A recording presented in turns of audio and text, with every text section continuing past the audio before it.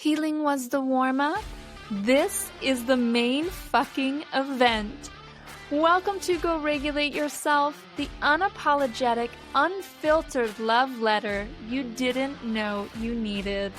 This is where mental health meets real life, where growth gets gritty, and where we stop pretending healing makes us saints. Think of it like therapy with tequila shots and a side of tough love. In this space, we're learning how to take responsibility for our shit, face the chaos of life, and become the best version of who we are. So if you're ready for your weekly what the fuck am I doing moment, let's dive in. Hello, beautiful souls. Welcome to our live stream for the Go Regulate Yourself podcast. This is our first official live stream inside Reg Babes After Dark, which I am so excited for. If you have been following along on our live streams to date, we have been talking all about money, manifestation, intuition, alignment, identity, all of the things basically. And we've gotten into some pretty wild conversations that have covered some very delicious areas that if you haven't had a chance to listen to, you can go back to the main Go Regulate Yourself podcast, catch up on those. Great idea to do so. But today, we're just going to kind of open the floor and see where things take us. There has been so much that has been happening for each of us in the last month and a bit since we last met. And I'm kind of excited to see where we go today. So, Me too. Corey, Tanya, how are you ladies doing today? Okay, I'm just going to say I would love Tanya to start because I know she's bursting at the seams with something today. So I would love to hear just what's happening and start there if that's okay. It's fine with me. It's fine with me. Oh my God. Okay. So in January 1st, I actually was doing a Kundalini prosperity practice along with my meditations in the morning. And I had this shift where I was given this like idea, meta creation instead of meditation, which is oftentimes what I do in my meditation. And so I have this piece of music that I've been working with. And every morning is this like building up in the music, like being in that meditative space. And then the meditative space usually moves into this activation sequence that I do. I've been I do what I call embodying the star.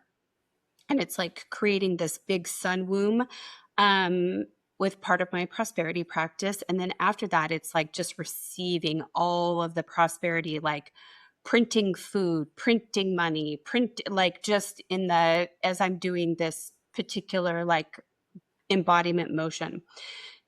And simultaneously, I've been having some like really, really big activations. So 3 days ago, February 11th, I had this like knowingness within my meditation that it was time for me to just like stop worrying about everything. Stop trying to figure out stop trying to figure out if I should be married to my husband or not. Stop trying to figure out if I should be living in Maui or not. Stop trying to figure out anything. Like just fucking let it all go. Like just let it be what it is. And that day, my husband was like, hey, you want to go for a drive? And I was like, sure. The whole fucking drive, my body was so activated. My heart was like, felt like it was about to burst out of my chest. Anyway, cut to yesterday, the 12th of February was my mother's birthday. And I don't know that I've talked about it on your podcast before, but I had an experience when my mom passed away that she made it very, very clear to me that the silly little psychic, wild, connected girl was not a figment of my imagination. When she died, she validated me in a way that I could not have seen coming with the hummingbird experience I had, which I don't have to expand on here, but if you want me to, I will. So yesterday I had this like, I was almost exhausted from everything. And as I was going to bed last night, I asked myself, I'm like, okay, what's just ready to die. I've been listening to Sabrina. She's one of my favorites in rewilding, and she was talking about the transits and the themes that are going on right now. And one of the things that she was saying was like moving into the fire horse, there are some things like we've been in this snake shedding year. She is like, there are some things that just cannot go with you into this new life, you know? And so I'm like, okay, what else needs to die? Like if there's anything else, these little pieces, you know, the shit that's like when we left our house after 27 years, I thought I had everything cleaned out, but then you go back through and you open stuff that you forget, like you just don't even realize it's there. And the drawer may be empty, but there's something stuffed back in the crack of the drawer that you're just like, oh, fuck. I didn't even see that was still there. So I was like clearing out energy. And I went to bed last night after a glass of wine. I made a commitment to drink more in 2026. So I went to bed last night after a glass of sangria, and I went to, it was 7:33 when I said goodnight to my husband. And I was like, all right, what else needs to die? Because we're leaving it in the underworld. When I go to sleep, when I wake up, this shit's gone. And I woke up this morning and I was in that clean void space, like where there's just nothing but energetic space. And I was like, where am I? This is cool. I'm just going to sit here. So I hit play on my music and music started and I'm listening and I'm just like, huh. And then I had this thought. Today's the first day that Saturn stepped into Aries. That motherfucker's been in Pisces for the last 2.5 years. Pisces is water dissolving. It's the nebulous area. And I'm like, when did that start?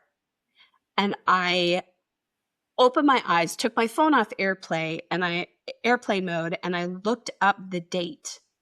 And I about shit my fucking pants because it was March 7th, 2023.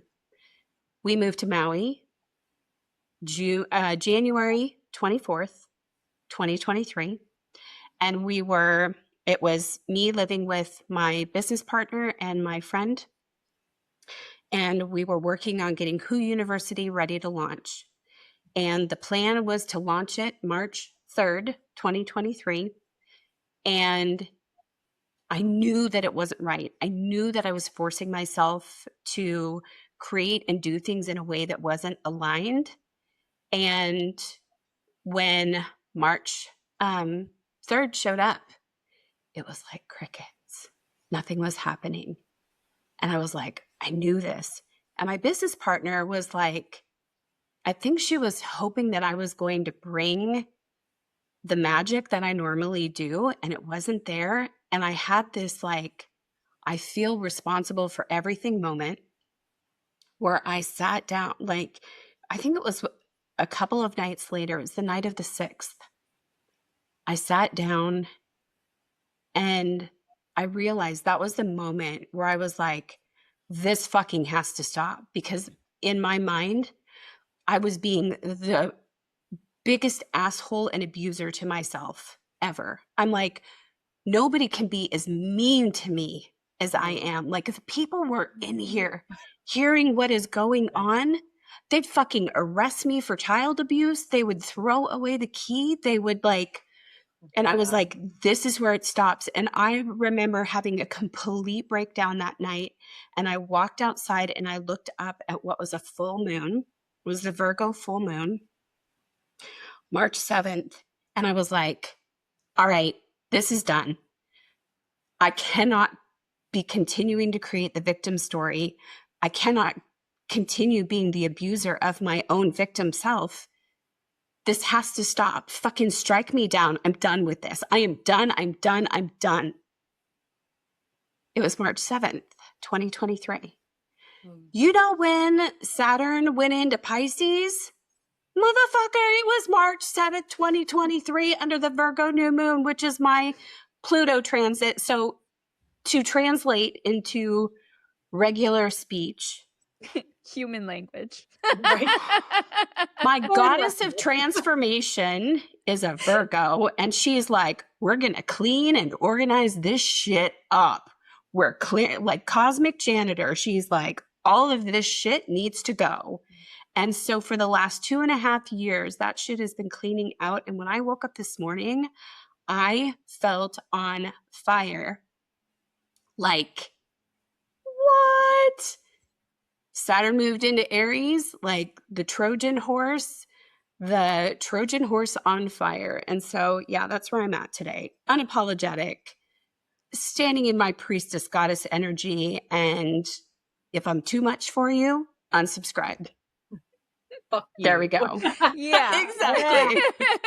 Get my But cup. that's what I'm saying. He's like, fuck you, but with love. Yes, fuck you with love. Oh my God, yes. Okay, so funny enough, I woke up this morning and I was like, I've had this audiobook that it was gifted to me like a year ago. I don't even remember. I had forgotten all about it. It wasn't something I was super thrilled about listening to, so it just kind of went into my library and I forgot about it. And this morning I literally woke up and was like, I want to listen to that book. And so what I've been listening to is, and I know Tanya, I know you'll get a kick out of this, is The Dark Feminine, Free Your Femme Fatale. And I was like, yes. yeah, that's good. So I started listening to it and I was like, ooh, why didn't I listen to this sooner? Well, because I wasn't ready, but whatever. Yes. Come over to the dark side. Yes. Welcome your femme Love it. fatale, your black Love moon Lilith. We are here to please. I love it. Your energy feels very fiery today, Tanya. Oh my It God. feels very amped, in an all good way, but just like very. Thank you. You know, what's also wild is back in 2020, on my husband's birthday, actually, it was January 31st, 2020, I had this experience where I felt this goddess drop into my body and her energy was just like, whoa, whoa, whoa, whoa, whoa, whoa, whoa, whoa. Well, I had a yoga therapy session that day. And when I showed up and I was talking to her about it, she was like, oh, that's the Hindu goddess Durga Ma, Kali, that is in your body right now. And I was like, wait, what? Oh my God. And then I did some research and understood what Kali is, what Shiva and Shakti are.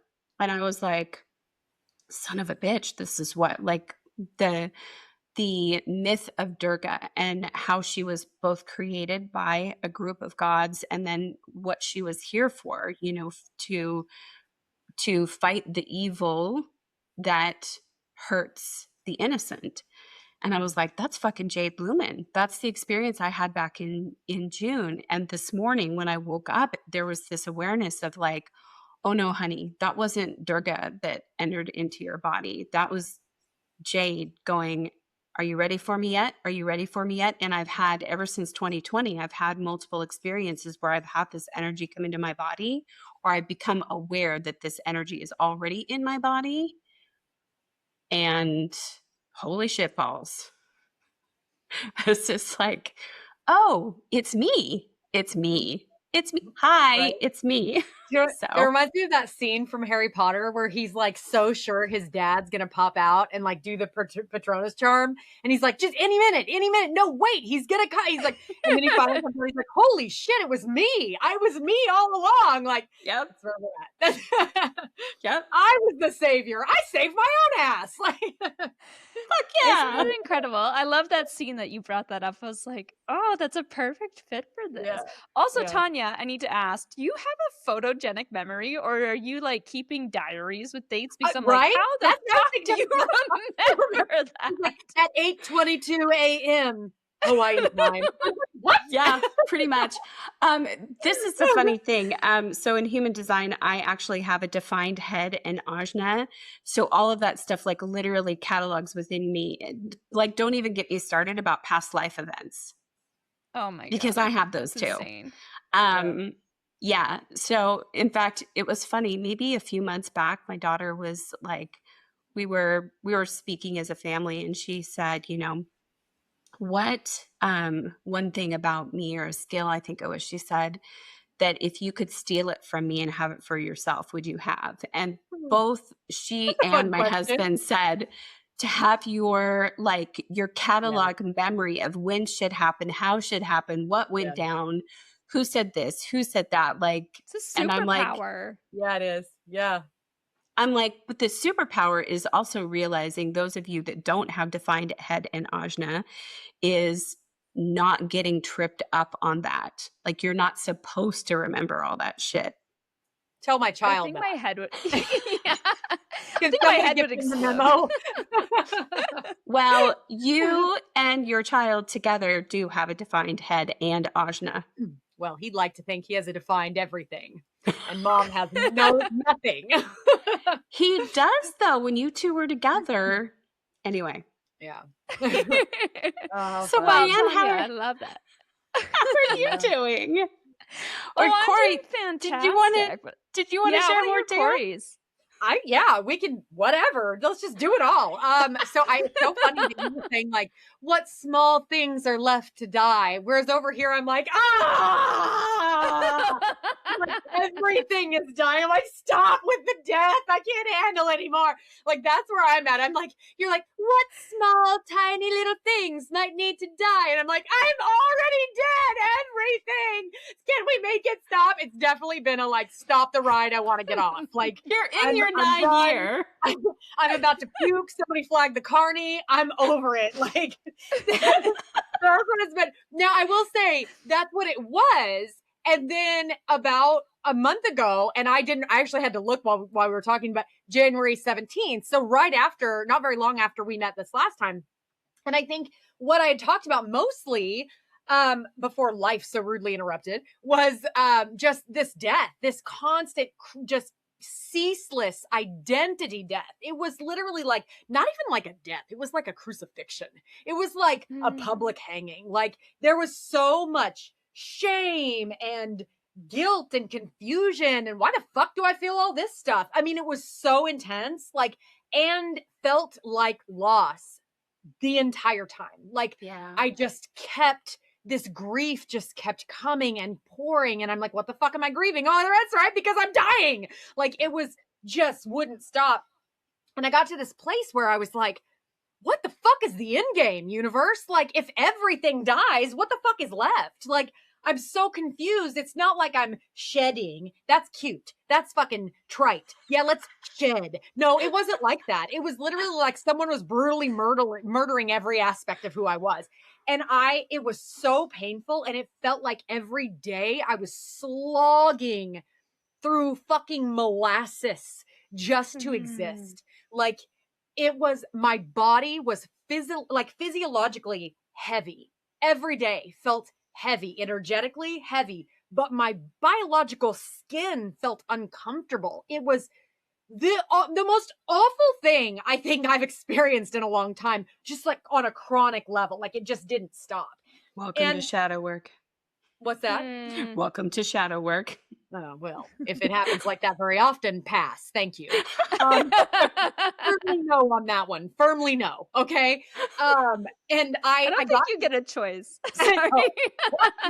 Don't challenge me. Sounds like a challenge. Okay.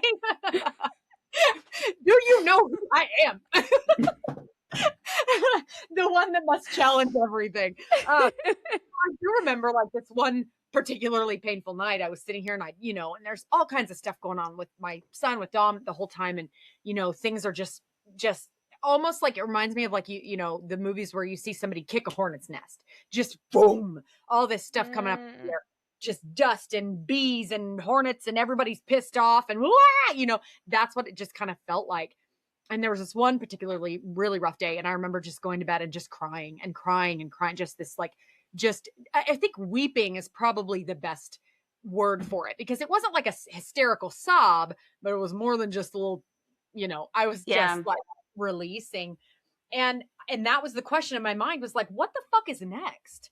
Like, what is this? What's this for? What's the point? Like, what am I supposed to be doing here? And I didn't get an answer, because that just seems to be par for the course for me in the moment. I'm not one of those people that's ever been like, I asked and I had an answer come to me. Angels fell from the sky. It was beautiful. I've never in my life experienced that. Okay. Ever.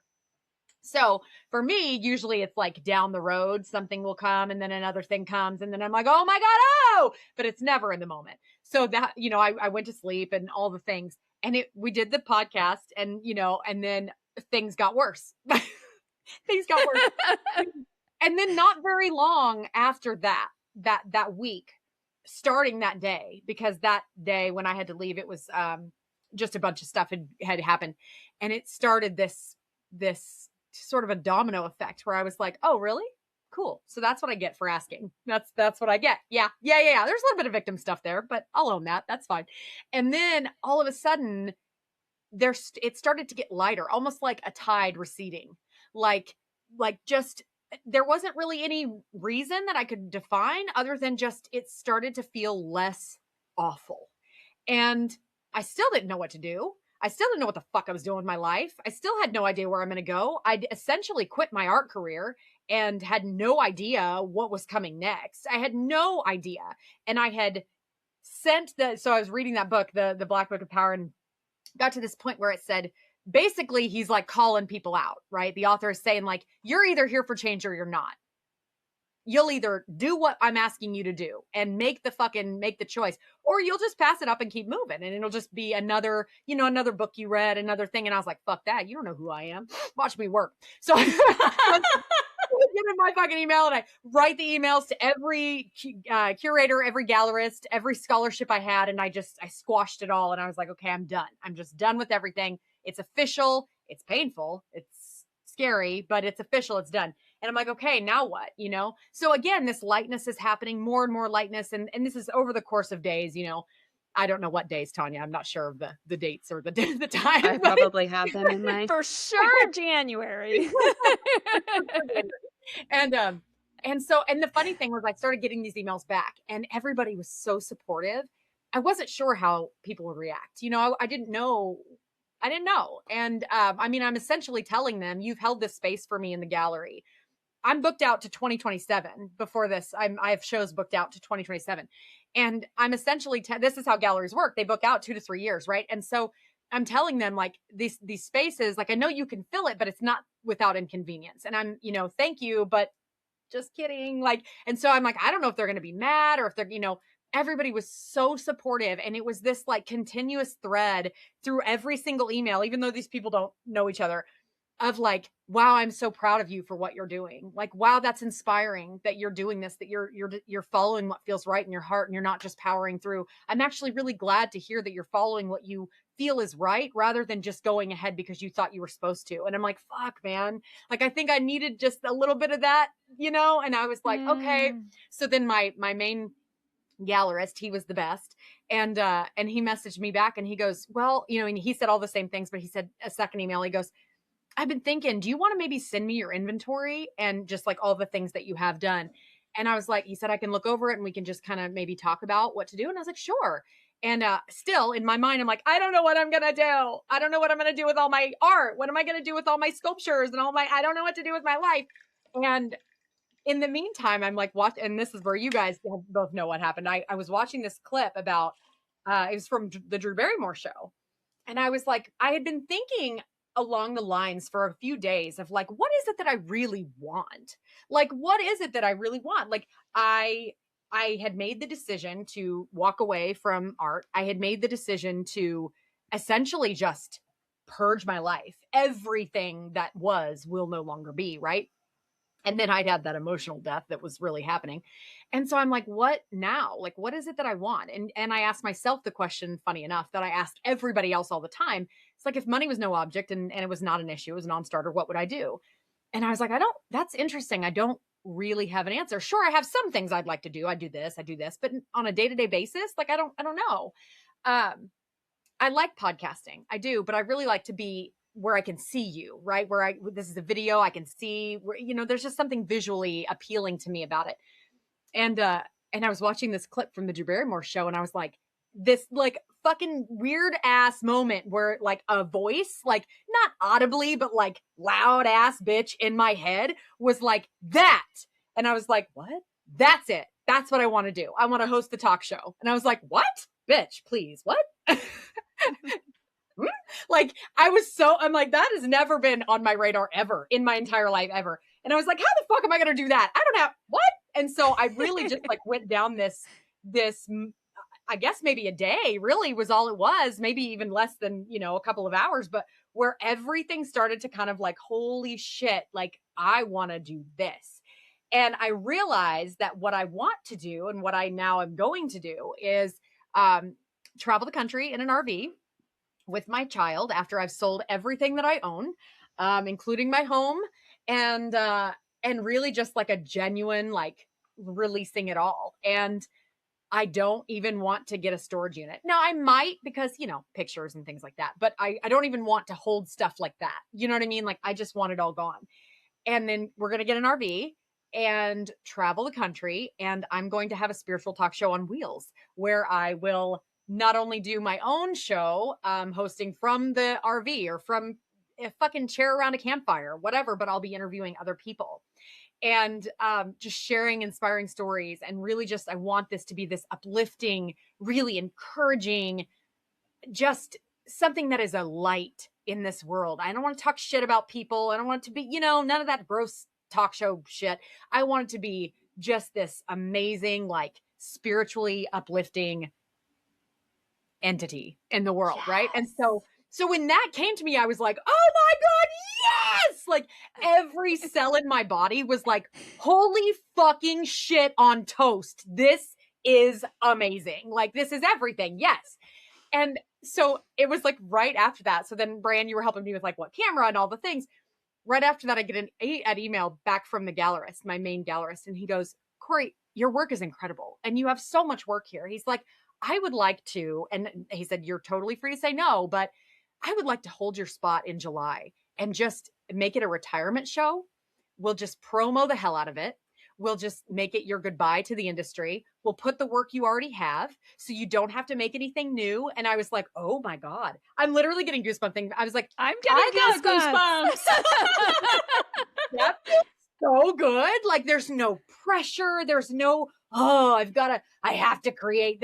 It's just easy, like fucking Sunday morning and fun like Friday night. And that is my jam. And I was like, yes, that is a resounding yes. And he goes, hey, by the way, before you guys leave, I don't know when you plan to leave, but if you ever want to host some kind of a show, I didn't even tell you guys about this.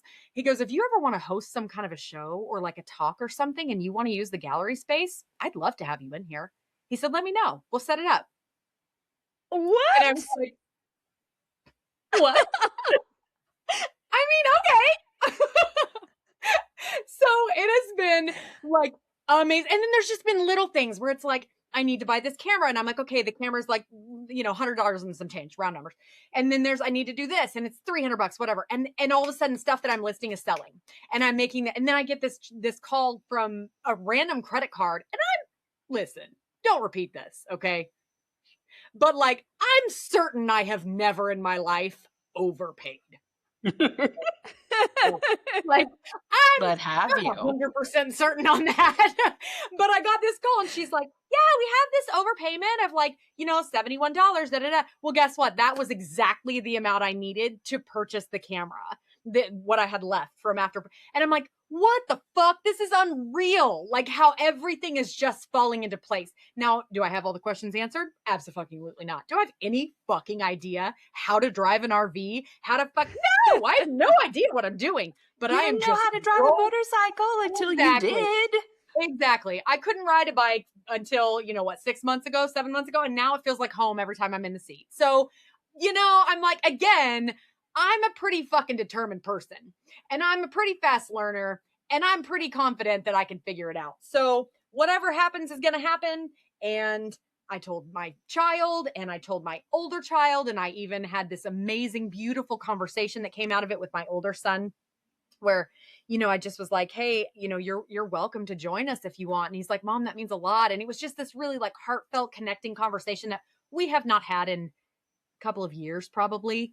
And it's been beautiful. It's just been fucking beautiful. So since then, I've just been selling like a motherfucker, like just selling the shit, posting it.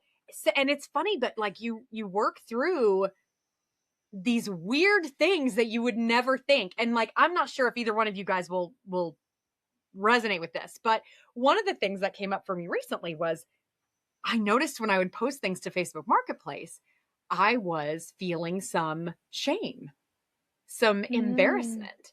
And I'm like, that's interesting. Why is that there?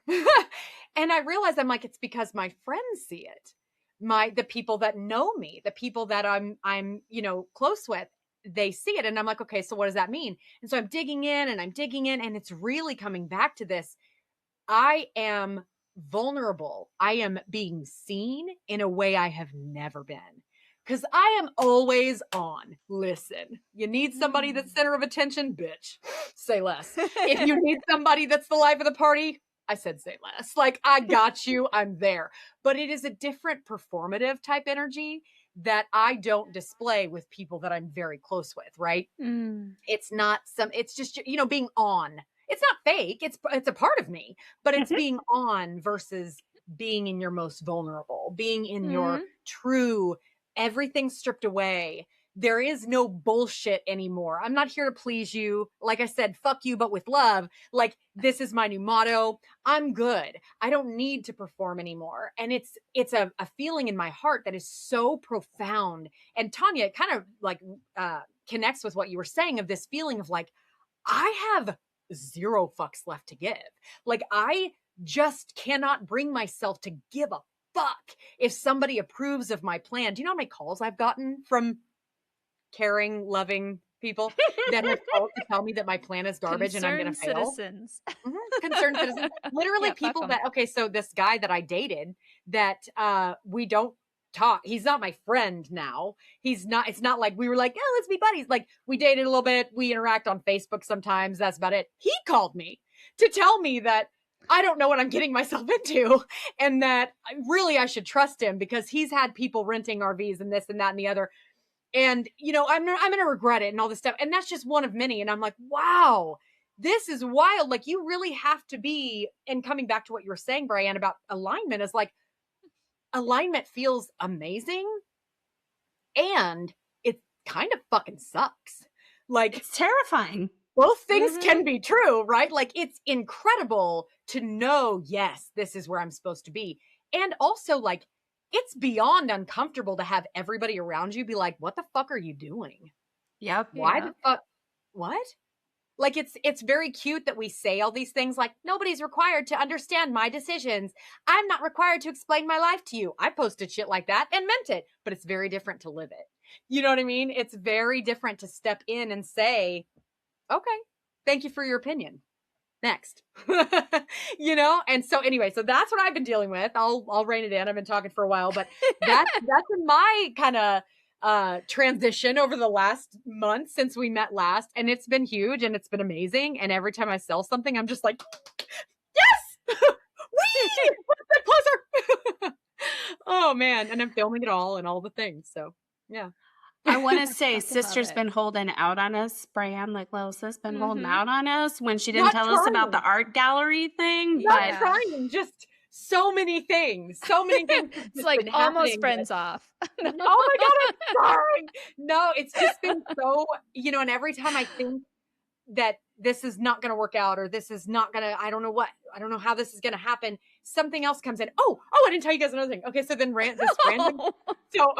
So then I get this message on Facebook from this guy who I went to school in middle school with his older brother. So this is not someone I know on a personal level. I know who he was. It was a small town. So but I didn't know him.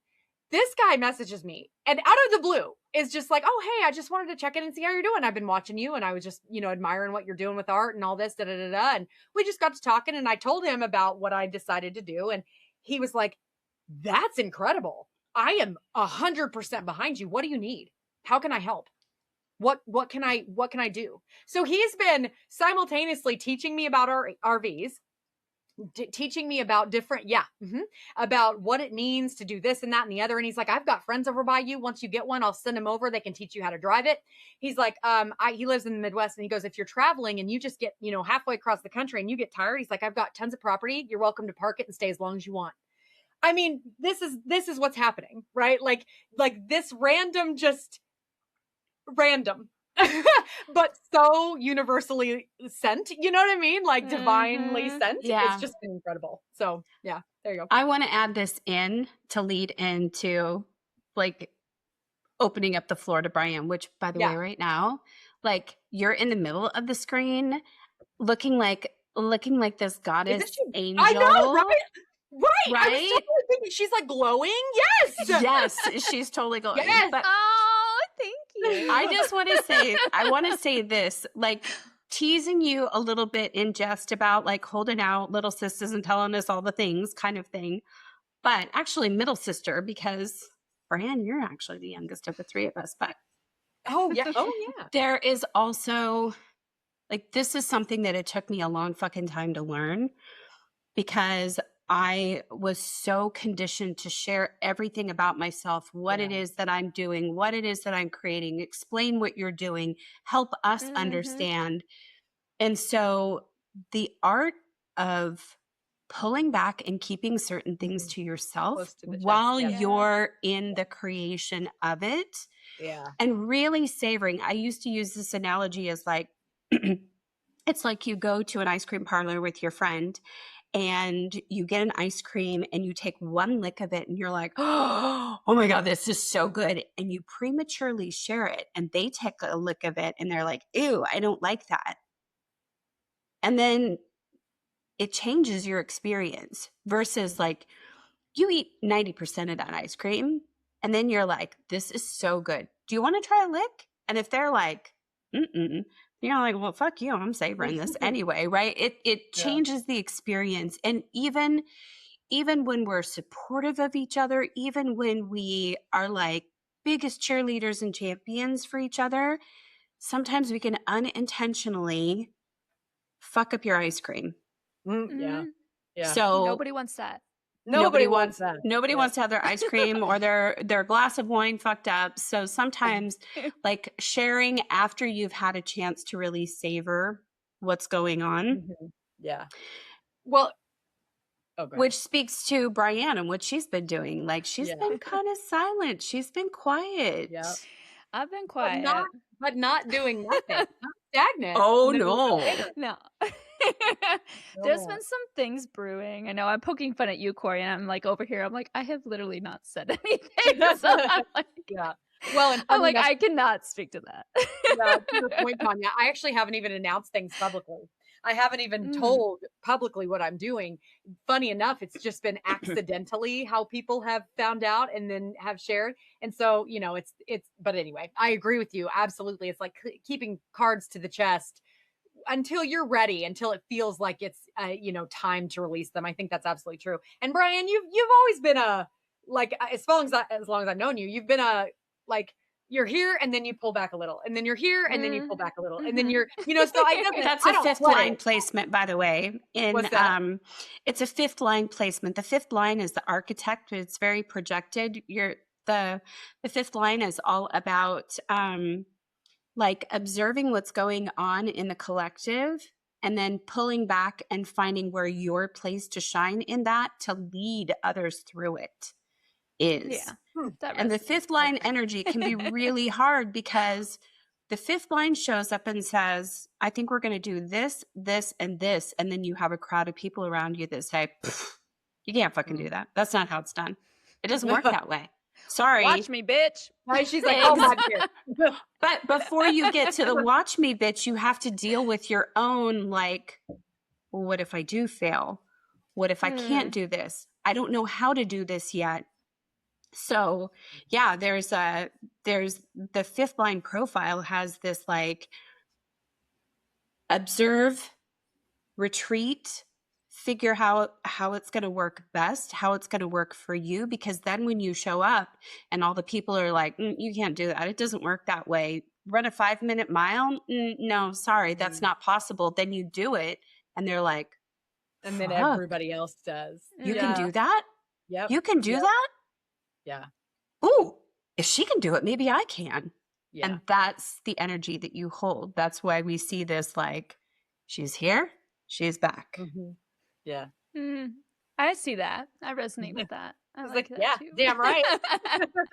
Like, you do not get me all the time. It's funny because I'm like, I have so much to say on this, but I'm like, lately, my energy, I have been stepping into the idea of like, my energy is a fucking privilege. Like, being part of my life is a fucking Yes, privilege. bitch. And so, Yes. Amen.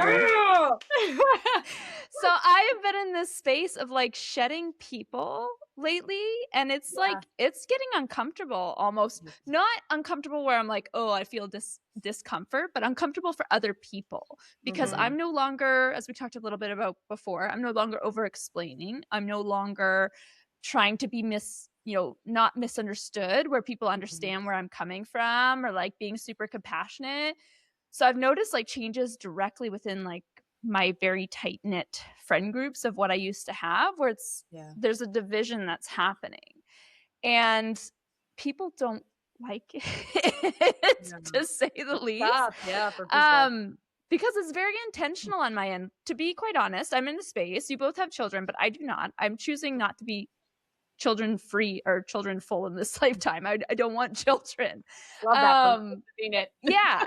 And it's my thing, right? Like, it's just not where my life is supposed to go. It's not what I envision for myself. But everybody that's here on the ground, at least for people that are my age, they're all in that baby making stage where they're starting to have families and check the boxes and do all these things. And I'm complete opposite in my mindset, where it's like, fuck, I'm going to go travel. I'm going to go, continue to live out of my suitcase and not wake up to an alarm, God forbid, a screaming child. Like, that sounds like death to me. Right? Yes.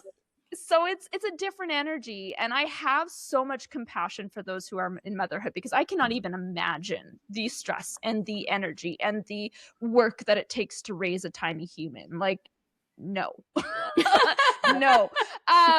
That's a hard battle to face, but it's a battle I'm not choosing for myself. And so even though I have compassion and I have understanding, I also have a disconnect in my experience where I don't have to do that. I don't want to do that. And I don't want to subject myself to being within that environment all the time, if that makes sense. So, like, a lot of my friends who are having kids right now, their time priority number one is to their babies and their family, which is totally understandable. But I'm also in a stage of life at the exact same time where connection is my priority, and I want to be around my people. I want to see my people. I want to talk to my people regularly.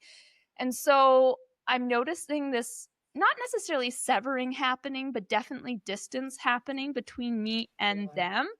And on my side of the fence, there's no angst, there's no anger, there's no disappointment, there's none of those things that are present, but more so a recognizing of like where I was triggered initially in the beginning with this distance that was being created. Because I first recognized it when I went through like my recovery for surgery back in November. And I'm recognizing this disconnect. I'm healing the triggers on my side. And then I'm also making a conscious decision of, I'm still here for you. I still love you. I still will hold space for you in my life.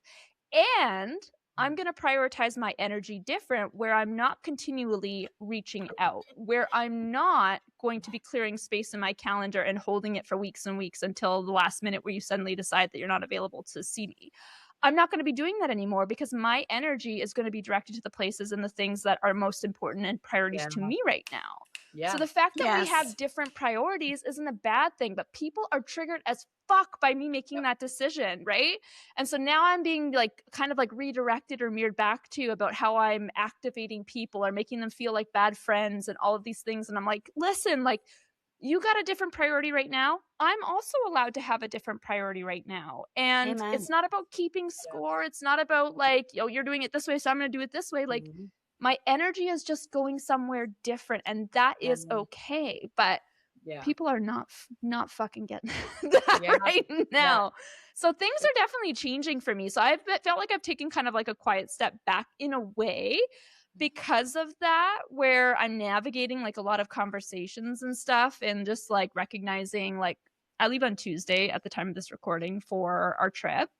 We're headed back to Asia for a couple of months. Yeah. So I, in this space of like getting ready to go, have not been worried about texting people or making visit dates with people who haven't responded. And now that I'm a few days away from my trip, I'm getting messages being like, oh, let's get together before you leave. And I'm like, Bitch, I Nope. got 4 days till I go. Like, are you kidding me? Like, this is not happening. Yeah. And so it's just so interesting for me to be witnessing these things and also being okay with like things tapering off in that particular area. So that has been happening. I've also been doing a shit ton of stuff on the business side. Like I had a massive photo shoot like a week and a half ago. I love photo shoots. I'm so excited. My photo should be back like any day now, and I'm like, I can't freaking wait. So there was like, oh, I will. There was some spicy stuff. I did a bunch of like tastefully topless stuff. Oh yeah, yeah. So I did that, and I've been interviewing a shit ton of people for the podcast. I had like 90 applications to my podcast this last month for guests. Like, it's been insane. So I'm feeling really great in my energy space. I feel like things are being directed towards where I want them to go. I started writing. Like I finally started and launched my Substack and started doing my written work. And things just feel really freaking good right now. Easy and purposeful, which is something that I've been like wanting for a really long time. So yeah, it feels really good within the space I'm in, but love it. Yeah, the relationship piece has been like interesting to navigate. Yeah. You know what though? I do think that's kind of it's like energetically, I think it's happening across the board. I do like one of my very best friends, we had a standing lunch date and she kept canceling. And I kept, let's do it. And I was exactly what you're talking about, Brian. Like you're investing your energy into trying to make something happen. And you kind of get to this point where you're like, clearly our priorities are not aligned. Like, and that's okay. That's okay. But also you get to a space where you go, I'm going to make the decision to not continue to invest my energy into something that you're not doing the same. Right. And so I just, I ended up just telling her, I said, I'm going to go ahead and just take these off the calendar. I said, I'm all done. If you get to a place in life where you're less busy, let me know. I'm not saying I hate you. I just, this is where I'm at. And it was a little bit of the same thing, that pushback. And I realized kind of along the same lines of with the RV thing and all that. I think when people are witnessing in you what they wish they could do, what they wish they had the bravery to do, or the means to do, the resources, the courage, whatever it is. And for whatever reason, they feel like they don't or can't.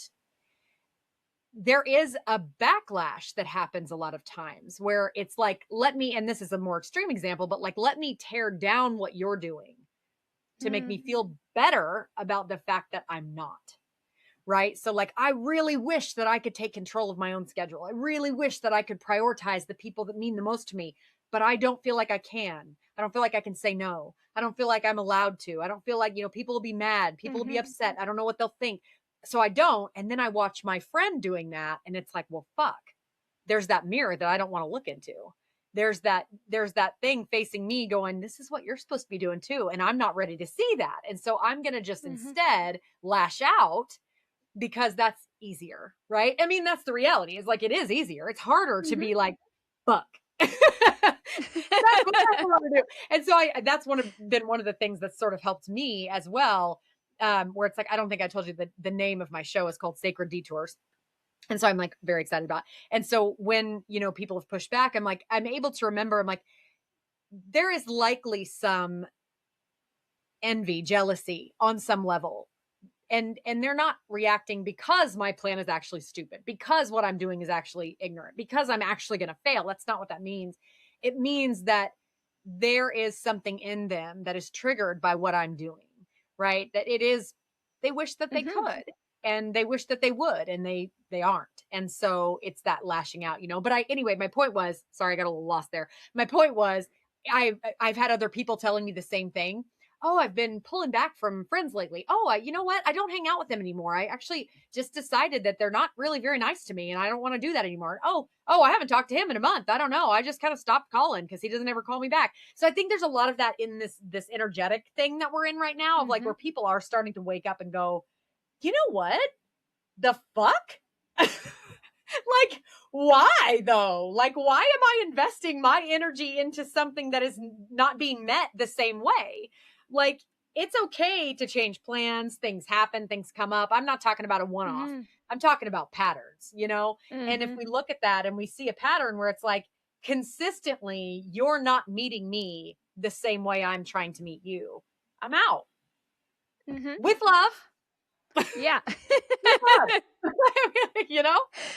Oh, 100%. And I feel too that within that same discussion, wherever your priorities are, you're going to make those things happen. Like Yeah. if it's a priority, you will do it. Just Oh, like we girl, say yes. with, working Yes. out, if you want to Yep. do a certain course, change your career, if Yep. something is a priority, you will make it happen. Yes. And again, like I have full compassion for different stages of life, but Sure. you can also at the same time then, if you are in a stage of life that does not provide you the ability to meet with somebody, you can say in that stage of life, it's not a priority. And you have to Right. say those words. Yeah. Like, Yes. that's the part I think that's pissed Yes. me off the most is like, I can recognize it's not a priority. And they're like, oh, it's not that it's not a priority. And it's like, but it's not. And it's not. Like, Yes. Yeah. and that's okay. You can Absolutely. say that. Absolutely. I get it. Right. Yeah. So yeah, it's No, been so definitely. interesting.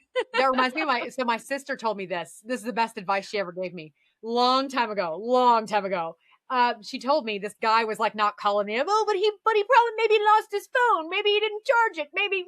And she goes, no, he's got his phone. And I was like, what do you mean? Maybe he, she goes, no, let me tell you this right now. If he wants to call you, he'll find a way. If he wants to talk to you, he'll find a way. And it's that's what this reminds me of. It was like, when we prioritize, when something matters to us, we find a way. It doesn't matter what it is. If I really, really want to see somebody, I'll make it happen. If I really, really want to go somewhere, I'll figure out how. If I want it bad enough, and actually that's something my mom used to say, funny enough, I'm just now realizing those two connect. She used to say, if I go, I really want this, and then it doesn't happen, well, I really wanted to. She's like, well, you didn't want it bad enough. She's not wrong. Like, when we want something bad enough, we put everything in it. If we want to buy something we can't afford, we save and scrounge and make adjustments and make, where we need to. We stop buying over here so we can put it over there. We do what we got to do if it's a priority. So I think the hard thing is that is very real. That's a very raw thing to look at someone you love and go, I'm sorry, but you're just not a priority for me right now. That's a very hard thing to say. And everybody's not aware enough. And everybody's not on that level enough to be able to say, even though it's uncomfortable, I'm going to tell you so that we can have that honesty between us. You know what I mean? Yeah, absolutely. And I even said that to Tanya too when we were chatting about this, like was it a couple weeks ago? It feels like a couple weeks ago. And I said, this is what's coming up right now. And I said, I'm just really recognizing that a lot of people just have not elevated to the level of awareness that I have. And that's not a bad thing. Everybody's on their own journey, but I can recognize that me trying to convey something or explain something to somebody just isn't clicking on the other side of the fence because everything is viewed as an attack. And it's not an attack. It's not me trying to over explain. It's just a matter of like two pieces trying to connect, but they don't actually fit together. It's like having the wrong puzzle piece. So yeah, it's been interesting, but I'm also very excited that I am leaving on Tuesday because even my husband, he deals with things completely different than me, obviously. He's a very fiery energy. And he has no problem facing conflict. And he's like, I've just told people, like, you're not messaging me back, I'm going to delete your number or like whatever. He's very blunt about it. And I'm like, oh, I'm not quite there. I still have love for these people in my heart. Like, there's going to be a difference in how I communicate it. But he even said, he's like, it's a great thing that we're going for this trip right now because it's maybe a good idea that you just don't message them. Don't connect with them while you're gone. Have this space for you for the next couple of months. And then when you return home, maybe things have changed on their end or you kind of have a clean slate to restart it. But I agree because I don't want to keep doing this back and forth kind of energy, that space that we've been in for the last little bit. Kind of looking forward to a clean slate in a way. So oh, I'm excited for you. I love this so much. Because, so you guys know that I'm big into the woo, the astrology, the human design, the gene keys, all the things. I know, shocker. It doesn't sound true. But the thing that is up for us right now, for all of us, both as individuals and how we connect with each other, there's a channel called 3740. The 40 lives in our will. It's a part of our heart where we value who we are as individuals. The 40 also speaks to when we need to retreat or pull back to do restoration for ourselves. It's a very individual gate that lives in the value of who we are. It connects then in the emotional center to 37. 37 is about community, how we are as ourselves in community, in relationships, in marriage, in agreements. And that is up right now for this big examination of like, how are we acting as our individual selves, our true authentic selves? Where are we leaking energy and not having the energy to restore who we are by pulling our energy back? But then also, how do we show up in community? Are we showing up in community in a way that helps revitalize us?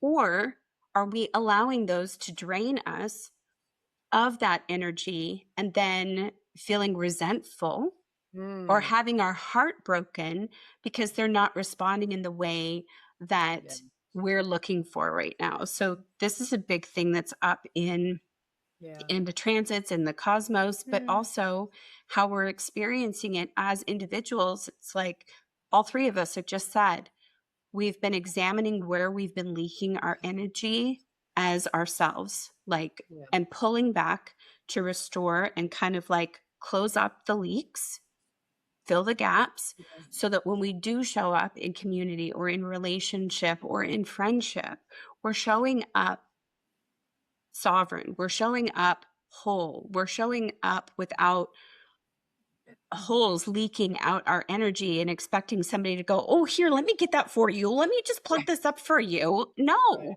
it's not your responsibility. And so it's not our responsibility to make other people feel comfortable with the decisions that we're making for ourselves. It is not our responsibility to fake interest. In fact, just the other day with my husband, when we were coming back from that day out where I was just like, what is happening in my nervous system? Oh, nervous system regulation comes after the expansion. The expansion comes first. The regulation comes afterwards. And so I was like, I'm in a big expansive moment here right now. And when we were on our way back, he was like, I know that there are things that I'm interested in that you're not. And I talk about a lot of stuff all the time. And I don't expect you to fake that you're interested in these things. I don't expect you to pretend to be passionate or interested in everything that I am. It's okay. You don't have to try to make me feel better by feigning interest or in anything. And I was like, it really, like, I sat with that night and I was like, oh, I've still been doing that a little bit. That was one of those little pieces that was the sludge in the corner of the door that I was like, I am not responsible for his happiness. I am not responsible for feeding into his need to be valued for what he's excited and interested in. And faking that. I think it's worse as a qualification, but worse than like faking an orgasm. Like, where's the excitement? Where's the eros? Where is it real? And where is it being faked? Let's do away with the faking shit. Right? I mean, I do like that you brought up resentment too, because I think that's a huge piece in what is going on right now collectively of like, it has the potential to be of like, we as human beings, like we recognize, okay, I'm prioritizing this person, but they're not meeting that priority, right? I'm not their priority the same. So then I make the decision to pull back, but there does require a bit of self-awareness there to say, I don't get to hold, well, I can, it's a choice, but like, I don't get to hold on to resentment to them, at them, towards them, because they didn't meet me where I was. Like, there's some definite like work to be done there sometimes when you do make that decision, because it's very easy to be salty about it. You know what I mean? Like, it's real easy to be like, the fuck? I have tried so hard to hang out with you. I have called you so many times. Like, you never return my phone calls. You never, like, it's so easy to fall into that. And it's like resentment with the, the guise of like, she didn't call me back. You know what I'm saying? Like, and it's so easy if we're not careful to really be like, oh, now I'm angry at them. I'm resentful to them because their priorities are different than mine. When truthfully, the reality is it's been going on for a while or I wouldn't have noticed the pattern. So I had so many opportunities along the way to be like, hey, what's going on? Do you really still want to hang out or are you just kind of over it? Either way. And I didn't, right? So now I've gotten to the point where I'm not going to do that anymore. I've sort of like given up my right, if you will, to be resentful. Not that we ever have a right to be resentful, but you know what I mean? But I did like that you brought that up because I think that is an easy, what do you call it? An easy trap to fall into, of like, yes, I'm doing so good. I'm cutting people off here and left and right. But in reality, like you're kind of simmering in the bitterness, the resentment of it. And so something to just be careful of, Yeah. It's like when you release the resentment from the person that you're observing, the really fucking cool thing about that is you're releasing yourself from the resentment. Oh yeah. Oh yeah, because they don't give a fuck. Like that's something I've really like learned over the years about forgiveness and resentment and all that is like, I would say 99.9, I'd even venture to say 100% of the time, that person is they're nonplussed by your resentment. They don't give a fuck. They're just out there living their life. They're just out there doing the thing that they've always done. And they're like, oh, like, because I know this because I've had it happen to me where some, people have like told me, oh, I was so mad at you for so long. And my response before I really could think it through was, oh, I didn't even know.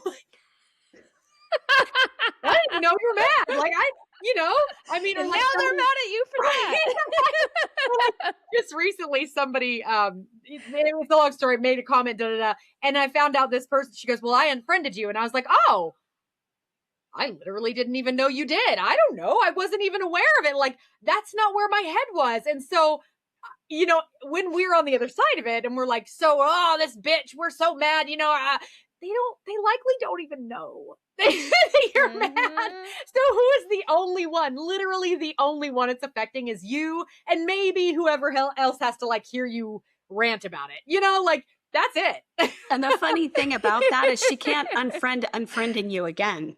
Right. Yes. Right. But you know what I find interesting is that she had to tell you about the fact that she unfriended you, which I find is so interesting in this energy. It's like when I see all the time, because I'm like, I am not a commenter in comments on social media. And when I see things, unless I'm like giving praise or like seeing your stuff or whatever, but like, I'm not like I got to comment or trolling comment and like argue back to people and whatever, but I like to read them. I like to read them. Okay. So I found myself down a few rabbit holes where it's like, where people will be so pissed off by what somebody has said on social media, they have to comment like, I'm unfriending you now, I'm leaving. And it's like, I love when people respond and it's like, it's not an airport. You don't have to announce your departure, bitch. Like, get out of here. Use that. I'm using that one. That's a good one. So I'm like, I very much like feel that energy, but it's always so interesting to me that people like have to make that known to you, that they don't like you, that they disagree with your opinion or whatever it might be, that somehow there's validation in them and knowing that they're angry at you for whatever you did. And it always just baffles me within that energy space. It's hilarious. But I did want to say, Tanya, too, in relation to what you were talking about with your husband, it's interesting that you brought that up because I just noticed yesterday how I've changed my energy in interacting with my husband in certain ways, because he is like Mr. Love of politics. He wants to talk about it. He wants to go down the rabbit holes. He wants to research everything. I'm the opposite. I don't care. Like, I really just don't care. Whatever's going to happen is going to happen, and nothing in this world affects me except for myself, is my belief. So he loves to always talk about it. And I used to always like say, I don't want to hear about this or whatever. So I got into the vehicle. I went and had tea with my little sister the other day, which was amazing. And so I hadn't seen him yet. He was coming after work to come pick me up. And as soon as I hopped into the vehicle, I was like, hi, honey, like, how was your day? It was like 30 seconds. Like, not even, I don't even think he said hi. He went into like this 10-minute rant of like all these things that he researched and what people said and what people had commented on social media. And I was like, so I just sat there quietly. He got through his whole rant and I was like, okay, deep breath, you done? Like okay, like let's go get our groceries now because we're at the grocery store. So then he was like totally fine. He was better because he got it all out. He was able to kind of like burst the top and talk through with somebody because like we don't have a lot of other people in our life that we chat with regularly. But it was just interesting for me to change, like notice that change in my energy in relation to how I was in that, experience. Because like I said before, I would kind of make him put a top on it. He wouldn't get the opportunity to really talk about it or share what was going on. And it kind of changed the whole energy of our evening in a really positive way. So it was kind of cool to witness that. But okay. I have I have something very cool to share about that, because while you were sharing that story and I was listening, I popped over and took a look at his chart. As you do. I do. As you do. He has the gate of politics. Oh, That's a gate? very interesting. It's actually I was you born do. without that one. You do, but it's on your personality side, and how it shows up for you is different. It's like it's the 10th gate, and it's about the love of self, and it's also about like, why are you doing this? Like, we all just need to try and figure out a way to love each other and get along. So there's a politics to that. So that's why I said like the gate of politics, which he has in his North Node, and the North Node is sort of like the thing that you're leading. And so when you said, my husband has this thing for politics, I was like, does he have the 10th gate? I go over, I look, it is there. And what's funny about this is the thing that my husband will go off on is his opinions, his criticisms, his critiques or judgments of things, which, by the way, is his, it's the gate 17. And it's a big part of his Chiron. It's like our wounded healer. By the way, Charles is 51, which is that activation, that Shakti, that awakening. So he talks about politics and he gets riled up, and it led to a different experience for you in this case, right?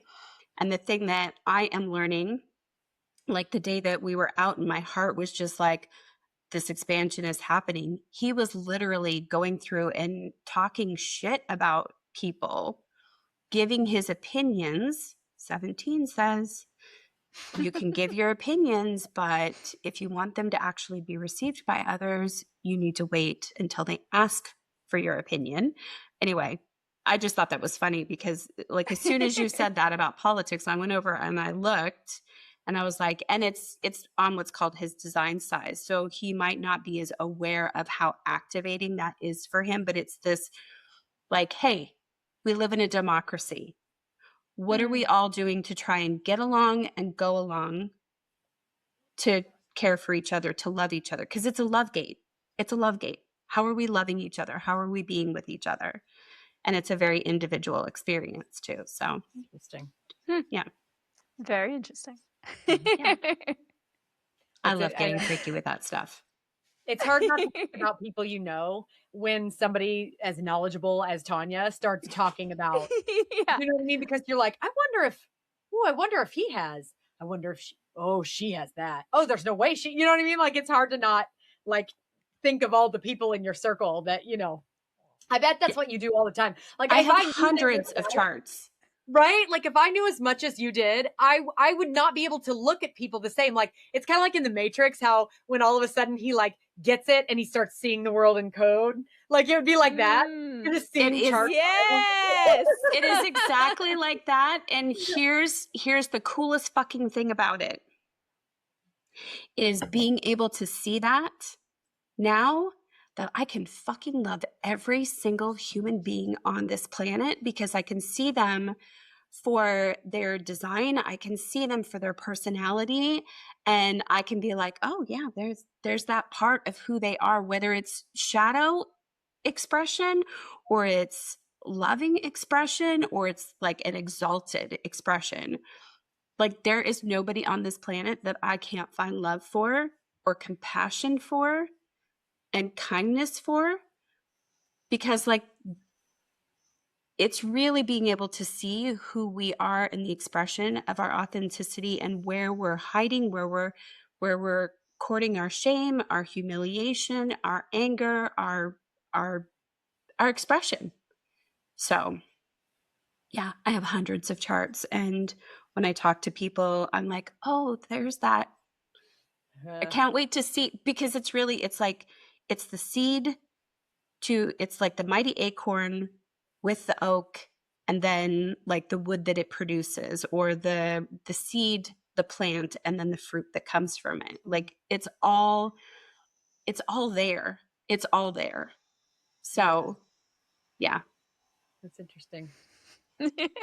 Still very Love confusing it. to me. When you start talking gay, Yeah, I'm me not too. gonna lie. I'm like that child in class when the teacher starts talking about something they don't understand, and your head just goes, ooh.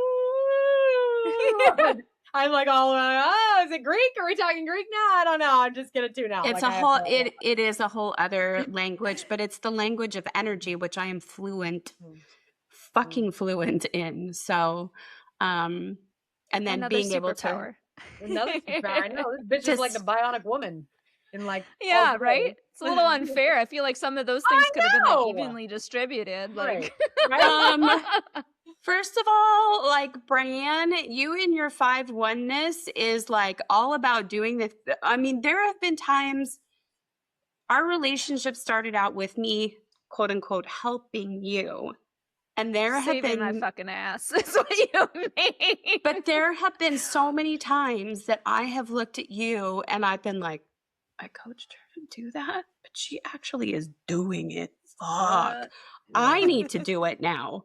Like I'm being called to the mat because you not only, like, I may have coached you about this, but holy fuck, you actually are doing it. You are like taking the action. And I'm like, okay, now, right?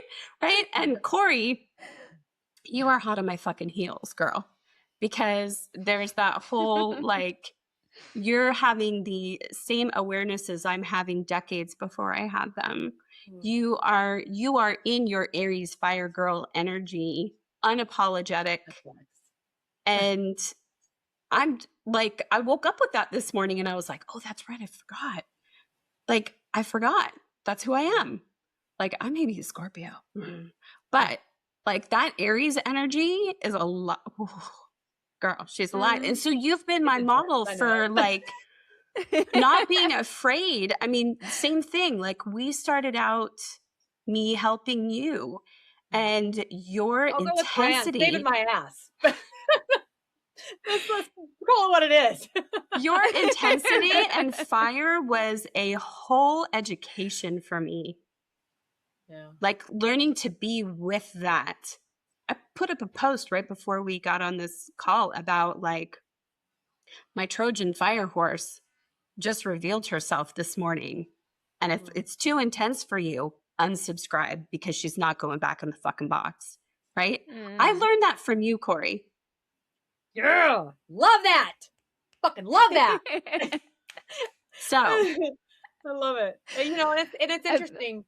I think that as women, maybe this isn't every woman's experience, but mine certainly, as a fire sign, as a very fiery personality, and I've been that way my whole life. It's not new. To have always been told you're too intense. You're too intense. Calm down. Take it down a notch. Just bring it down a little. Just, no, we love you, but just, you're a lot. You're a little bit, you're intense, just my whole life. And it's been not by people trying to be hateful. I mean, there's been some of that too, but it's not that. It's mostly just people that, like you said, Tanya, they feel that fire and they don't know what to do with it. And I've never known how to pull it back. It's just who I am. I'm like, God. I don't know. Shut the fuck up if you're being stupid. I don't know. Like, I don't understand how to, it's not that I can't be tactful, sidebar. I can be tactful. I just mean like when I just bring that into pretty much every situation in my life. And it's never been a conscious choice. It's just been who I was. Like, it's just been how I respond, how I talk, how I are. Yes. And so to be told essentially what that means is that like most of my life, I've been told who I am is too much. Who I am is too intense. And there's really only in this last probably year, I mean, really since Tanya, I met you, that I've been into this understanding, this true acceptance of my too muchness is the best part about me.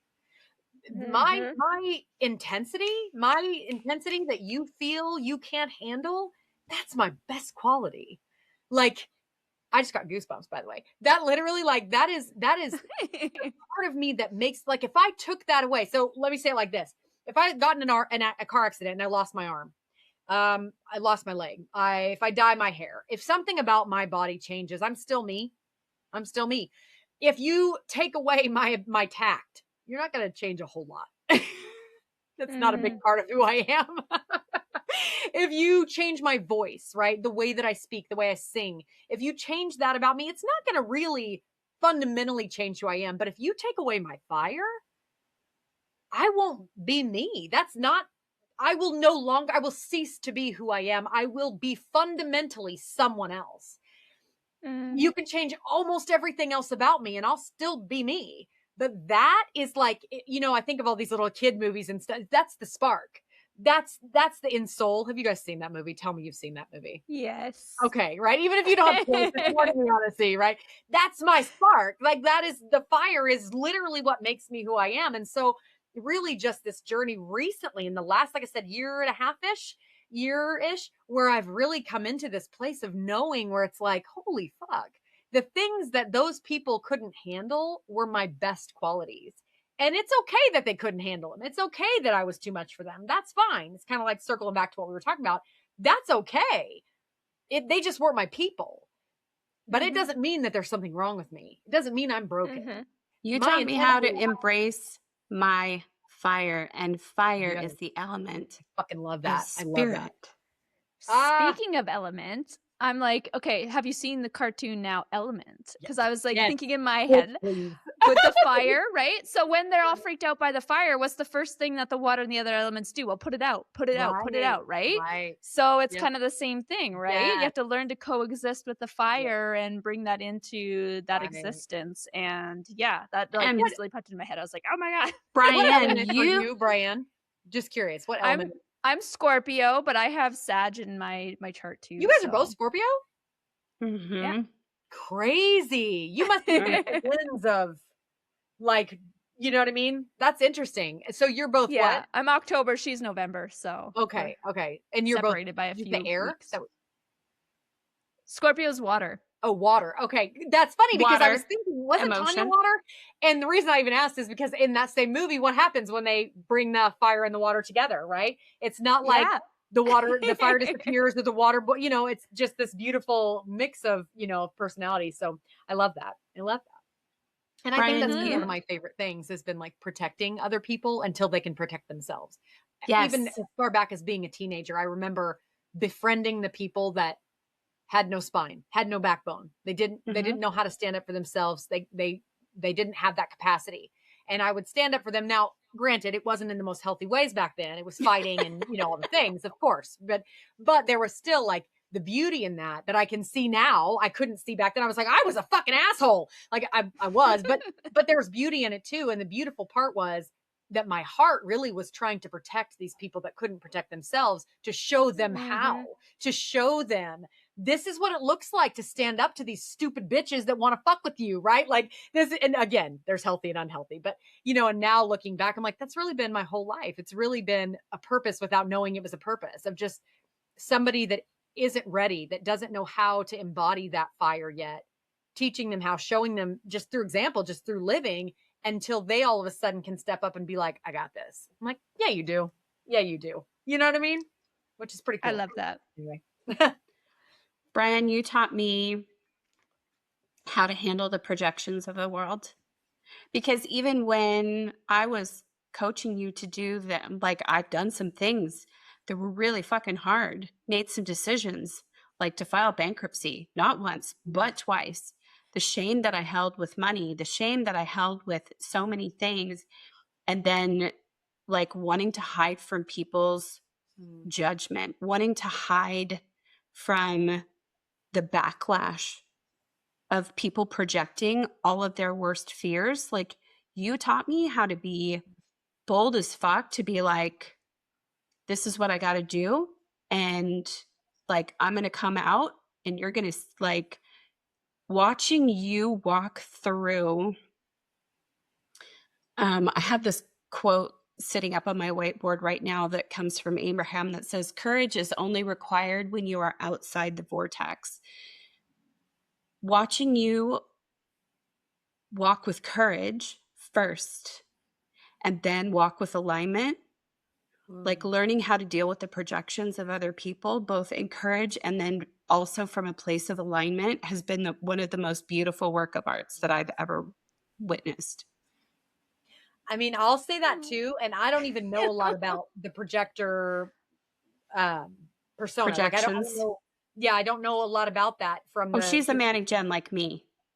Oh, I thought for some reason I was thinking you were a projector. Anyway, it doesn't matter. My point was I have watched you talk about things with such peaceful boldness. Like it's the thing that I've noticed about you is that it's not a loud strength. It's like this surety, this quiet boldness. It's unapologetic. You're okay with everything about it. You're okay with whatever reaction. It is who you are. It is what you're doing. It is the decision you made. And that's that. And it's which is the opposite of me because I'm loud as fuck. So it's been really inspiring to me to watch someone that can hold such strength and reservation almost at the same time. It's been really beautiful. So know that it's not just Tanya. I guarantee it's not just both of us. It is so many people are watching that and being inspired in ways that are not even overt. They're not even like, oh, I love what she said here. Like, yeah, that's great. You talk about some cool shit, but like the way that you carry yourself, the way that you speak about these things that a lot of people would be like, oh, I can't tell people about that. I can't talk about that. Do you know what I'm saying? Like it's been inspiring for me too. That's what I was trying to say. Damn, you guys are gonna make me cry. Stop! Why you bring that shit on here? We're not supposed to be doing this. This is exactly what we're supposed to be doing. Jinx! Oh my gosh. Well, thank you for filling my fucking cup up today. Man, that feels good. Hopefully it was actually just an overflow because lately true. you felt like your cup has just been full. Yeah, it does feel pretty fucking full. I'm excited about that. It's been a long time so excited since my for cup your has journey. felt full. Yeah? Good. I'm glad it's that way. Tanya, what'd you say? I said I'm excited for her journey. Yeah. I'm excited. Who the fuck are you kidding? I'm excited for all of us. Are you kidding? Yeah. Like, what? Okay, and I want it noted. Okay, I want it noted in your podcast on the record. Okay, write that shit down. Like a year from today, I venture to say on the record that our lives are going to be astronomically different a year from today. Oh my God, I just got goosebumps, toes to the top of my head. Yes. Jesus Christ. I'm telling you, like thinking ahead, February 13th, 2027. And let's say we sit down for another episode on your amazing podcast together. I really believe that the things that we will be talking about and checking in about and where our lives are at are going to be so different in the most beautiful, fucking epic ways. I'm telling you. It's like no words. Yes, I'm telling you. Like I'm feeling it all over my skin. My skin is feels. like flesh all over, and that's it. The universe is like, yeah, bitch, that's right. Yep, all three of you. Oh the my Aries gosh, prophet. yes, I love it so much. Yes. I'm actually going to put that in my calendar, and I'm going to put a reminder on that before next year because absolutely, I would love for us to do that. And that feels like such a good place for us to be like coming to a close for today anyways with. Also, on that note, before we actually do close off, I also wanted to say that now that these streams are going to kind of be happening in that Reg Babes After Dark community where we are at today, moving forward for the future, I'm like, I would love if we just kind of like put a title on this and we can totally brainstorm something together of like spilling the tea with the universe or like universal tea or like something. And it's just like we open up a caveat of just like not having a specific focus and we just hop on like we did today and like dive into all of the things. Because first of all, we are so fucking good at that together. It just flows so good. Like Just saying. Yeah, we are very good at it. And Yes. also it's very easy and we cover Yeah. a lot of really awesome topics. So I think that would be something fun for us just to continue Yeah. with this for. Agreed. Yes. Yep. I'm in. Amazing. Cocktails with the Anything left, you goddesses. guys? A fun name. Oh, I like that. What is it? I said cocktails with the goddesses. Ooh. Mm-hmm. We can help with your goal to drink more this year. We could all drink together, even though we're not together. We could Yes. while we're Yes. I that picked would up be 2 big wild. things of sangria from Costco the other day, Nice. and I've also got this Roscato from Safeway. It's like total cheap ass wine, and it's lovely. I've been like, I'm committed to Lovely. having a glass a day. I mean, if you're gonna drink Mm. though, you should at least drink shit that tastes good. Like It does Yeah. taste good to me. That's why I Oh, like okay, it so much. okay. The sangria and yeah, I was like, ooh. the Roscato, I could probably just drink an entire bottle of that, but I'm not drinking okay. I'm not drinking to get Sure. untethered. Yeah. I'm drinking to just like allow the ease of the joyousness that's already starting to pour out of me to just be gently lubricated. Little KY for my joy. You're so cute. I love you so much. Gently I lubricated. love that. I'm gonna say that next time I'm having a drink. Are you gonna have a drink? Yeah, I'm getting gently lubricated. Lubricated. Oh my god. Oh my gosh. We Uh, should honestly though okay. be patenting a lot of the things that we say on this podcast Seriously. because there's so Trino. many things that I- we use. I was gonna say we should have a drink with our sessions, and then we should call it tea and juice. I'm just saying, like, Oh, I Yes. like that. I Yes. like that a lot. Oh. Yes. okay, That is potent. put that in the bucket. Yeah, on that note, ding, we're done for today. Oh my gosh, ladies. This Now always it's time fills for my a cup so cigarette, much. and Yeah, this was amazing. I Right from drinks to Yes. cigarettes. Here we go. love it. post-orgasmic. Oh my gosh, amazing. Thank you guys so much for being on. I love you guys. I love Thanks for love you having too. us. Big Yeah, love of fest. course. Yes. Big fuck you love fest. And it won't be long before you bitches are on my show. yeah. Mm. Throw And that out yeah. there. likewise, Trito. Hey. Ditto. Ditto. Oh my God. Oh my gosh. Okay. Amazing. Thank you, ladies, so much. Thank you to everybody that's been here with us, whether you're watching live or the replay. We will catch you in the next one, which will be TBD. We Yeah. will decide when that's going to happen. Catch you on next the month. flip side. Yeah. See you soon. And if you have any questions, feel free to throw them in and we will make sure to answer them on the next live stream. Awesome. Without further ado, Reg Babes After Dark signing off. Thank you. Bye. Thanks for listening to this episode of the Go Regulate Yourself podcast. If you felt called out in the best way, I would be so honored if you drop below and leave a review or share this with a friend who needs to hear it too. And remember, regulate yourself before you wreck yourself. I'll catch you in the next episode. Mwah.